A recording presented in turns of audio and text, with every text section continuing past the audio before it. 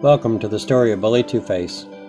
Now everybody knows Bully from elementary school, through intermediate, middle, and even through high school. Bully was well known, followed by many, looked up to by many, yet feared by so many more. Now Bully, even though well known, really wasn't known. Sure, everybody knew Bully at school, but that was really all they ever come to know about Bully's life. Bully lived a private life away from school with parents who thought their student was an exceptional student, always at school, played on sports teams, was even captain on a couple of teams. Why, Bully was a student every parent should have, so everyone thought highly of Bully. One day, Bully Two-Face left home to get on the school bus to go to school. Little did anyone notice, Bully wasn't his usual self.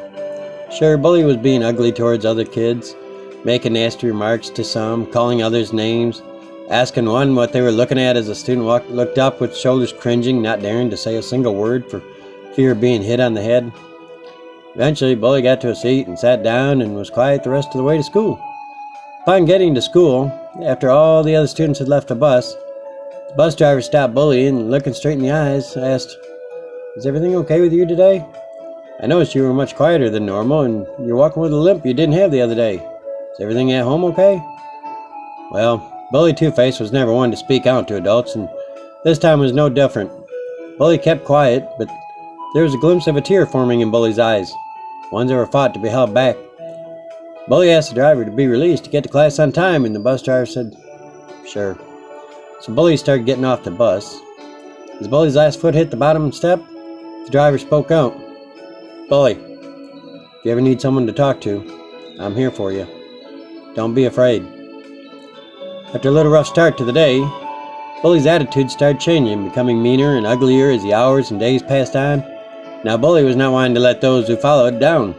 So one day, in passing a young student, Bully pushed him into a wall locker and closed the door, leaving the students in the dark, screaming, crying, and horrified. Bully didn't care. Bully was just being Bully. Then Bully came upon another student, sitting on the floor reading a book, not talking to anybody. So Bully, reaching down, asked the student what they were reading while taking the book away. Bully saw it was just a Nancy Drew book the girl was reading. Nothing wrong with that, except it was in Bully's hands and something had to be done. So Bully, being Bully, did the only thing known to do. Bully started ripping the pages out of the book and throwing them around the hallway while laughing and telling the student to have fun picking up the pages and putting them back together. The girl, she was terrified because that book was a library book. And now she'd have to pay for the book or lie to the librarian and tell her it was stolen so no one would find out what happened. Again, Bully didn't care because Bully did not have to pay for the book. As the day continued on, lunchtime came around and Bully went to the lunchroom to eat with all the other students.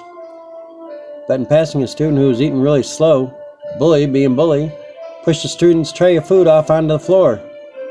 Now the student looked at it, then slowly bent over to pick it up. Seeing this, Bully helped push the student down so they fell right in the food, getting it all over their clothes. Now the student had to spend the rest of their day in classes with food all over their clothes and no new ones to change into. Bully didn't care.